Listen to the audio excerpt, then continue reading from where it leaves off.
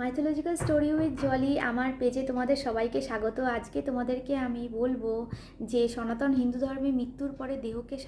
শবদেহকে কেন দাহ করতে হয় এবং শবদেহের কী গতি হয়। গরুর পুরাণে বলা আছে যে ভগবান বিষ্ণুর কাছে যখন গরুর জিজ্ঞাসা করেছিলেন যে আমাদের শবদেহকে কেন দাহ করাটা জরুরি, তখন ভগবান শ্রীকৃষ্ণ বলেছিল যে কোনো অসৎ ব্যক্তিতে তার জীবনে যখন এমন কোনো কাজ যে অসৎ উপায়ে সমস্ত জীবন অতিবাহিত করেছে এবং বিশ্বাসঘাতকতা করেছে, ছলনা করেছে, এমন কোনো ব্যক্তি তার মৃত্যুর আগে মুহূর্ত জরাব্যাধিতে আক্রান্ত হয়ে যায় এবং তার চোখের সামনে সে যখন যমদূতকে দেখে, তার শরীর ভীষণ পরিমাণে 40 লক্ষ বিষাক্ত বিছে কামড়ালে যেরকম যন্ত্রণা বেদনা হয় সেই রকম যন্ত্রণা শুরু হয় এবং সেই যখন তার পরিবারের এবং সেই সময় মৃত্যু যখন হতে হবে